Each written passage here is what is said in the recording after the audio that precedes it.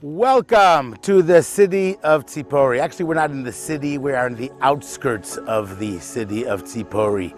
Behind me, we have this incredible view of the mountains all over the place. Tzipori was a city that was the capital of the Galil. It sits right here in the lower Galil, right above the Emek Israel, the Jezreel Valley, which was the main thoroughfare that went for people that were bringing from Egypt and all the way up north, down to Jordan, down to Syria, to Iraq, to Bavel. This is the roads that they would pass, and therefore a large city opened up over here. But this is not just a city that was a business city. It was a city where Mishnah was, where there were Yehuda Nasi, where Tanoim and Amoraim. We talk about Lakewood, you talk about Borough Park, we talk about Vilna, we talk about Radin, we talk about the old communities in Europe, and we get moved by them. Well, these are the cities that are mentioned in the Gemara that tell us where all of the different Tanoim and Amoraim lived. We're told that after the Churban Beis HaMikdash, the Sanhedrin moved up here to the north of Eretz Yisrael. It went from Yavne to a city called Usha, Shvar'am, Beit Sha'arim, Tzipori, and then to the city of Tiberia, where the Sanhedrin rested for 500 years over there. The Sanhedrin was there in the city of Tiberia longer than it was ever in Yerushalayim. And this is where the majority of the Jewish life and Jewish population took place, here in the north of Eretz Yisrael. The Gemara tells us, Lama Nikras Tzipori. Why is it called Tzipori? It's called Tzipori because it's perched on a mountaintop like a bird. Rish Lakish, who lived here in the city, a brother-in-law of Rabbi Yochanan, who we're going to speak about, that was here, tells us, Ani ra'isi eretz zovas cholav udvash, a land flowing in milk and honey. You hear those words about Eretz Yisrael. V'zeh b'tzipori. It's the 10 mil that are around this area. This is the land that's flowing with milk and honey that HaKadosh Baruch Hu told us about. This city has so many different stories that we can open up the Gemara and we hear and we read the stories, and here today we will, Amir Tashem, experience those stories. We are looking out over there on this view, and from this view on the top of the mountain we see this big tower, this big citadel. From this citadel, I want you, it was built by the Turks, but it was built on the ruins of a Crusader fortress that was here. But before the Crusaders there was a Byzantine, and before that a Roman fortress that was here. So picture this big tower that was overlooking all of the farms here in the local valley. And down below there, you see that little hill with a flag on top of it. That's Tel Chanaton. But in the times of the Gemara, it was known as a city called Shechin. Shechin, the Gemara tells us, one Shabbos afternoon, a fire broke out in the field of somebody named Yossi ben Simoy. And in his field, they saw a fire from the top here in the Tower of Tzipori. They sent the firefighters down the mountain. You can picture them driving down the mountain on their wagons with buckets of water to put out the fire. They come to the city of Shechin, and the people there tell them, Shabbos, Shabbos. You're not allowed to put out a fire on Shabbos. The Romans don't know what to do. They go back home, the fire is burning, and Hashem makes a nace, and rain starts pouring down, and it puts out the fire that's there in the city. The next day, the Jews send money over to at least pay the Roman soldiers and the Roman firefighters for their efforts to come to the city. But the Chachamim were very upset about that. The Chachamim tell us that the halacha on Shabbos is that if a guy comes to put out a fire, we don't tell them to put it out. But if they put it out, we don't tell them not to put it out. The halacha that we know today of the Shabbos guy, it's right here from this view, from the top of this hill here in the city of Tzipori down to the valley over there in Shechin. It's one of the many, many stories that come to life when we visit here in the city of Tzipori. Okay, we are here in the Shul of Tzipori. It is amazing to think that we're sitting in the shul where Rabbi Yehuda Hanasi possibly used to speak. He lived in this city, as we mentioned. This is a shul that was rebuilt after the times of Rabbi Yehuda Hanasi. The current, what we see here, is from the 5th century, the period of the Amoraim.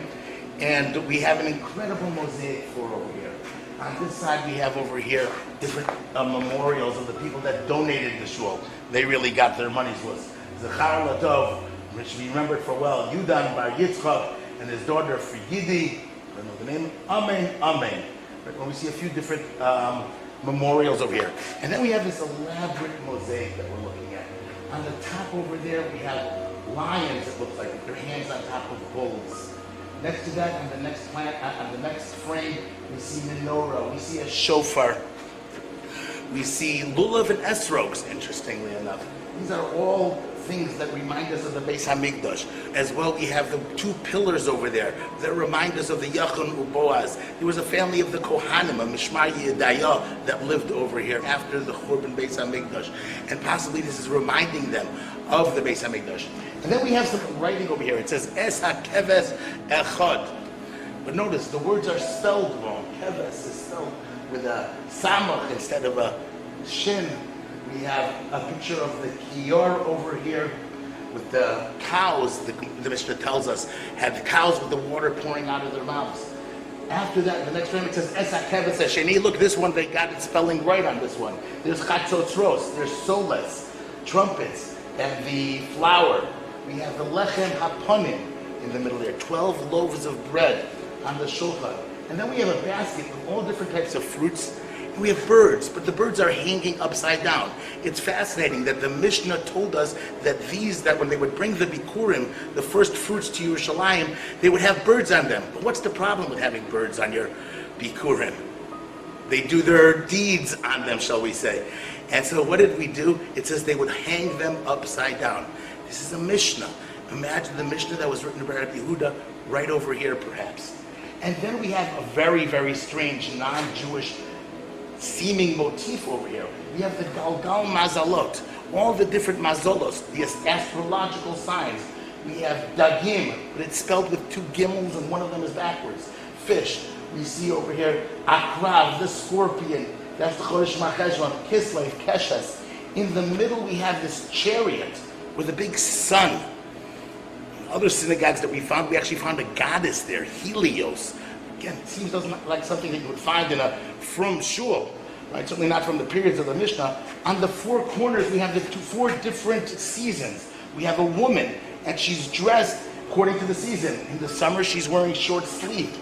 Mishpacha magazine, I don't know if it would publish that, but it seems that it made it onto the floors of the shuls of Tzipori, right? We have over there the winter, the Tkufas Teves, Tkufas Cheshvan, if the wheat. Again, very interesting motif, and we're going to talk why this is. Finally, we have three more frames here in the front of the shul. Two pictures. One of them, we see somebody handing a donkey to somebody else. What's that about? Is there a Tanakh story that reminds us of? Next to that, we have a picture, can't really make it out because most of it was destroyed in an earthquake that took place here in the 8th century. Right? We see that there's a goat or a ram, and he's got his horns wrapped into a bush. Next to that, we see two pairs of shoes. Well, we certainly know where Ram is with his horns caught into a bush. This is Akedas Yitzchak.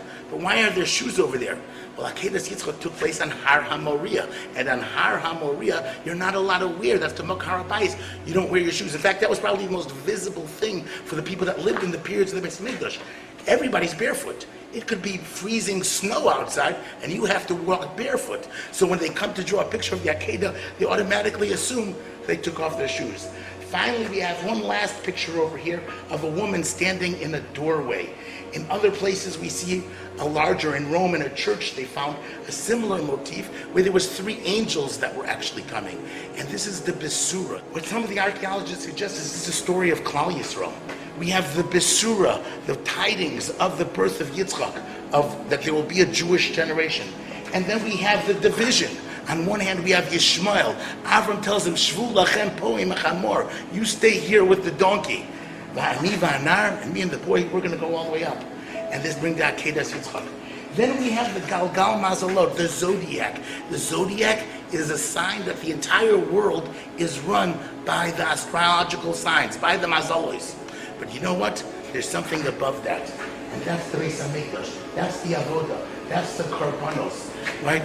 Klal Yisrael is Lamaila min HaMazel. We have Mazel that's even above the astrological signs that are running the world. So that's a little bit of an idea of what we're looking here in the shul. If you notice at the front over there, there's no mosaics. The reason is because mosaics is very expensive to make. And therefore over there it would be very difficult to go ahead and why you wouldn't put mosaics in a place that was going to be covered. And that in fact is where the Aron Kodesh sat. Now this shul is not facing Yerushalayim, but we're told in the Gemara that there were some Tanoim that held that it should always be facing west. Perhaps it was because of the structure of the city that they built it this way, but the Shekhinah is always on the side of the west, and they would go ahead and build the Arna Kodesh facing west over here. So this is our shul here in Tzipori. It's so meaningful to be in a place where the Tanoim and the people from that Tkufa davened. Okay, we are here in the house of the governor at the top of the city here of Tiberia.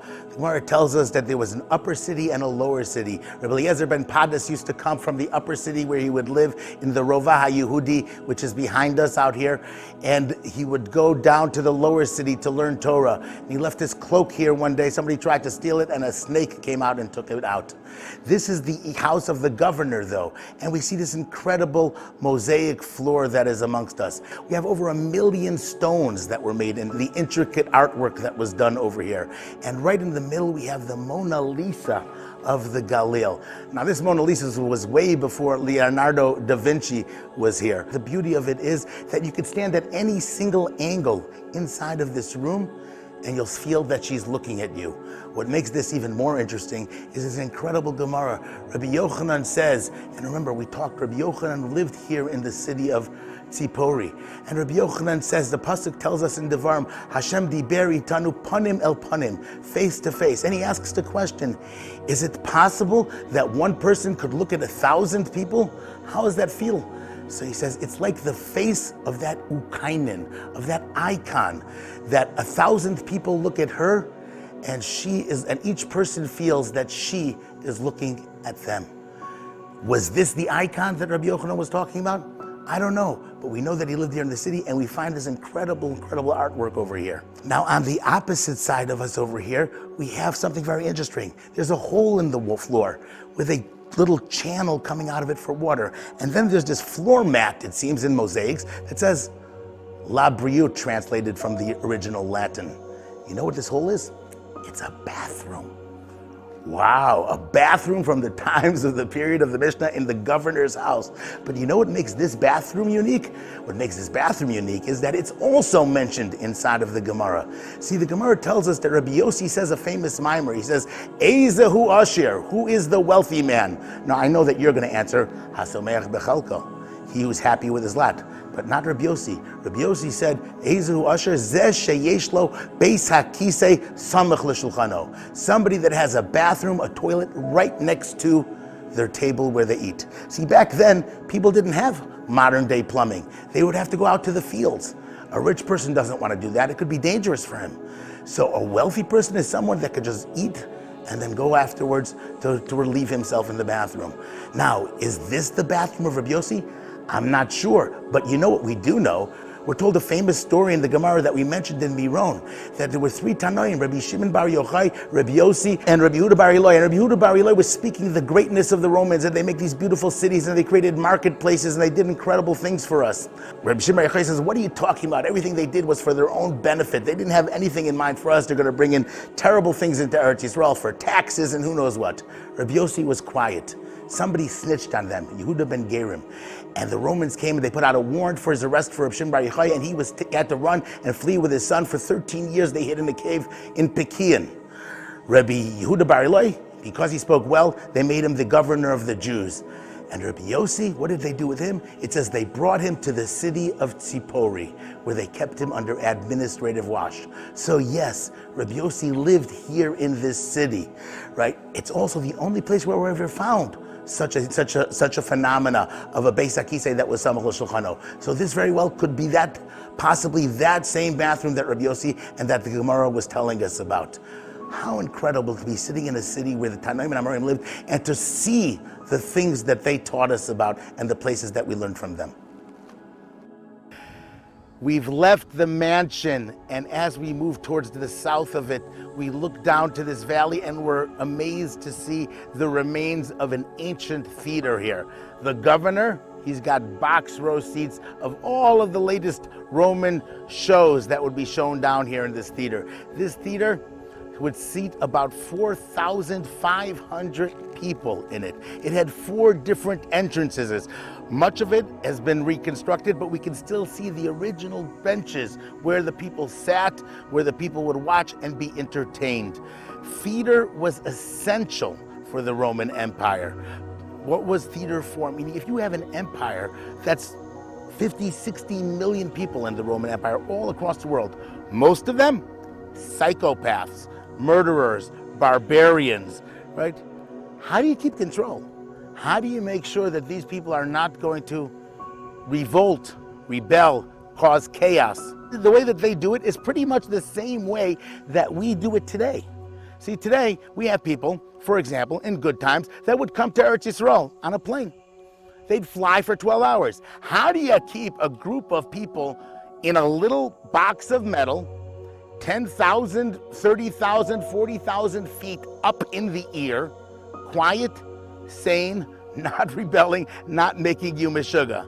The answer? You put a little screen in front of them with movies and shows, and all of a sudden, you don't hear a peep. Once in a while, in between shows, people will get up and use the bathroom, but that's about it. And that was the key to the theater. Now, Chazal were very against the theater.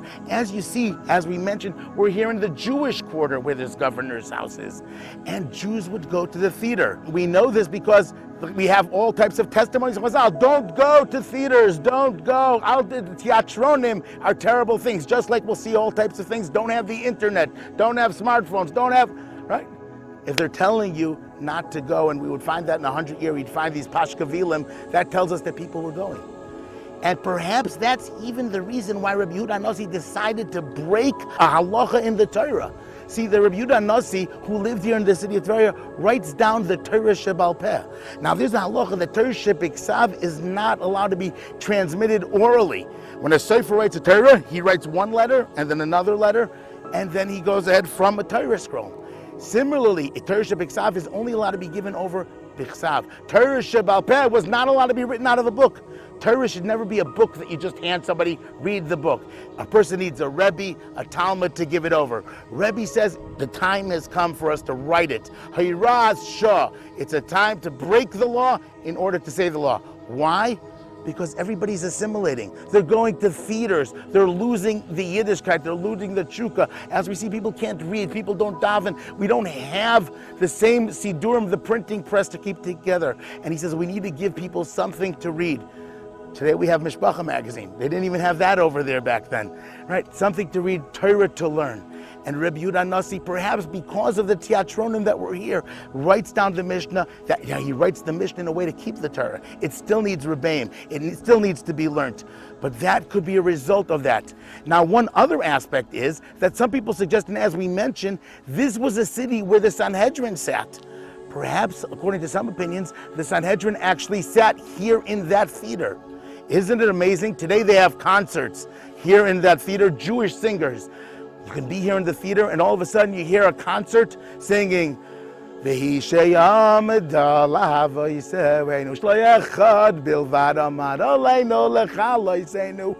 are you, Romans, today? Klal Yisrael is here. Tzipori is back in our hands. The Ira Torah has returned to Klal Yisrael. The Am has returned to Klal Yisrael. And Mirz Hashem, let's enter the city and taste a little bit the beauty of the city from the time of the Mishnah. We're down here in the lower city that we had talked about. This was the Cardo, the main street, the thoroughfare of the entire city.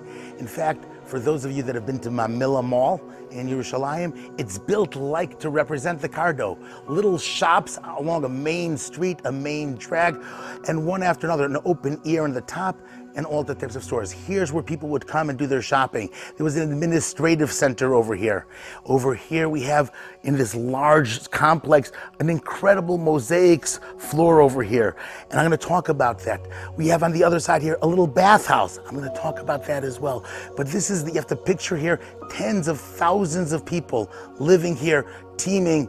This is the 5th Avenue of Tzipori. This is the Rehov Yafo of Tzipori, of the ancient world, the capital of the Galil. Now on this mosaic floor that we have behind us over here, we see a lot of different images. On the top we have these two super-sized faces, a man, a woman, with what seems like angels next to them, and a big tower with some person standing on top of the other one, chiseling something in. A huge river in the middle, teeming with fish and overflowing. And then we see another person on a little pillar over there, horses running to a castle. And then on the bottom here, we have it all full of animals, wild animals, lions, tigers, eating up weaker animals.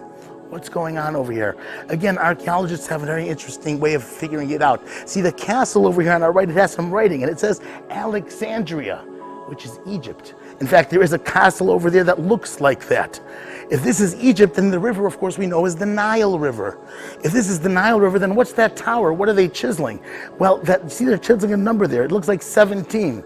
Well, this is called a Nilometer, and it's telling me the size of the water, the level of the water in the Nile. 17 is a big number. And in fact, that little guy standing there on the tower, he also has a 17 on top of him. He's telling them the news. And then the soldiers are coming there. See that little 17 over there? He's telling the Alexandria. They're bringing the Besuros, Tovos. The Nile is overflowing. The gods, so to speak, have blessed the Nile River. But outside of Egypt, the Chayas Rayas are ripping each other apart. This tells us that the city of Tzipori, which was connected to Rome, was also connected to Egypt that was here at the time. Now I'm going to look at the mosaic floor that's over there, not far over there. And as you can see, there's a strange mosaic floor. There's all different types of designs. In fact, if you look carefully, no two of them are the same. Every single one is different. This one's a triangle, this is a square, this one's a rectangle, this is a pentagon. Well, I never saw a floor like this with so many different shapes and sizes. What is this? Well, again, the archaeologists have a very good guess what this is. You know what this is? This is a showroom for mosaic floors. You want to go ahead and get mosaics in your house? You come into the store. Well, I want a little bit of that, and I want a little bit of that, and put this frame on the side, and you pick out the different sizes you want. Isn't that ingenious? Pretty incredible. And then we have one last thing that I want to point out to you over here. On this side, we have a bathhouse. Right? Now, this bathhouse that we're looking at is called a caldarium or caldarium. The way that Romans had bathhouses, they had three rooms: a tepidarium, a frigidarium, and a caldarium. The frigidarium, as you can guess, just like the word refrigerator, was the cold room. The tepidarium, lukewarm. And the caldarium was a room that had hot water. Now, how are you going to make the water hot? You have to have a bathhouse. This is a place where they're going to come, they're going to relax. How do you get hot water? There's no running water over here. So the Romans had a very interesting way of doing it. What they did is they created a false floor, a fake floor, and it was held up by these small little pillars. You see the pillars that the kids are standing on over there? Well, those pillars would raise the floor up, and then they would light little fires under there, and it would heat the water. And then the water would flow down into the tepidarium and then into the caldarium. The Gemara tells us an incredible story about Rabbi Abo that lived over here. Rabbi Abo, in fact, was a student of Rabbi Yochanan that we had mentioned. And Rabbi Abo is here in the city, and he goes to the Beit HaMerchatz. He goes to relax. And what happens? All of a sudden, the floor collapses, and he grabs onto one of the pillars, and he jumps on the pillar, and he grabs two of his friends that are with him, according to one Gemara. The other Gemara says that he grabbed 101 people that were standing there. I don't know if this one was big enough for 101 people. And he held on to them, and he saved them all from burning in the scalding water below in the Beit HaMerchatz. But here you see a classic Beit HaMerchatz. Again, archaeology, the Mishnah, the Gemara, it all comes together in this holy city of Tzipori. We've left the park, and right at the entrance gate, we've come over here to the water system of the city of Tzipori. Now you have to realize this is a city of tens of thousands, the capital of the Galil. How are you going to provide water for them? Realizing that in this country, in Israel, Baruch Hashem, we have rainy seasons and then we don't have rainy seasons. Right? The rainy season over here in Israel, if we're lucky, it starts after Sukkot, but on a general year, we're talking about November, December, January, February. On a good year, we'll get some in March. April showers, don't bring main flowers in Israel. It's too late already. It's after Pesach. And we won't see rain for the entire summer. 8 months a year, we don't have rain in this country. And yet the rain is necessary for water. And particularly for a city this size. A city, as we saw, that has bathhouses. A city that's going to have fountains. That's going to make the city the Cardo and every place glorious. Water to feed the animals. how do we provide for something like that? Well, originally when it was in its smaller days, every house had a little bor mayim in it. They had a water cistern where they would go ahead and get the water that would bring in the water from the rain, and that would be fine. But as the city became more Roman, it grew larger and larger. Became the need to bring the city. Now, normally what we would do is a city that's in a valley, you can create larger boros mayim that would bring water in. But Tzipori is a problem. As we said, the reason why it's called Tzipori is because it's perched on the top of a mountain like a bird. We are about 250 meters above, 750 feet above the valley below us. Water doesn't travel uphill. So how are we going to bring the water from below here into the city? So what the Roman engineers came up with is an aqueduct system. The city of Nazareth, as you see in the mountains above us, in the north here, are the mountains, the Harei Natzeret, the mountains of Nazareth. And those are higher than us. There are springs that are there in those mountains, and along the way there are springs. So they built an aqueduct system, different channels of water that would come along the mountain range and bring it all the way down, 14.5 kilometers. And it would bring the water here to the city of Tzipori. When the water would be brought in, it would come down here into this huge shaft.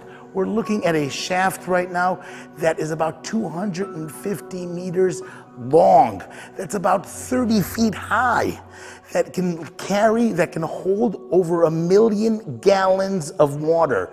That's enough water to provide for 15,000 people for 2 weeks straight. And the water keeps coming and coming.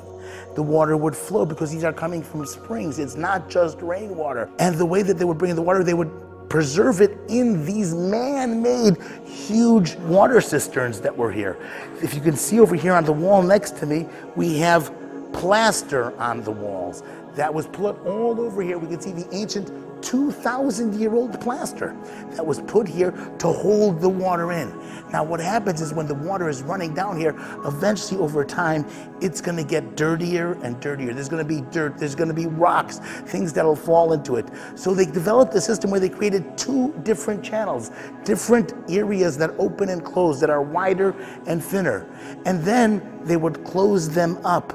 As you see at the end over there, we have an area that small little door, they close it up, they seal it up, and then they clean out that area. Then they would seal up this part, let the water flow out, and clean out this area. This was the water. This was the source of life for the city of Tzipori. This is how they would bring in and provide the water that everybody had anything. And once you have water, then more and more people will feel comfortable moving here. And the city grew and grew. The city of Tzipori ultimately was taken over after the Roman Empire. It was taken over by the Muslims. It was destroyed in an earthquake. Later on, the Crusaders came and they built a city over here. And then after the Crusader period, the Muslims came back again. And once again, they built it over here. And ultimately, in the later Arab periods and the times of the Turks, once the cities around here started to grow and they got modern conveniences, this became less important. We don't need to have the water cisterns, and we could move out into the fields down below in places more comfortable. What an incredible tour we've had. What an incredible city. I invite you to come with us here to Eretz Yisrael to experience this firsthand. Thank you so much for watching.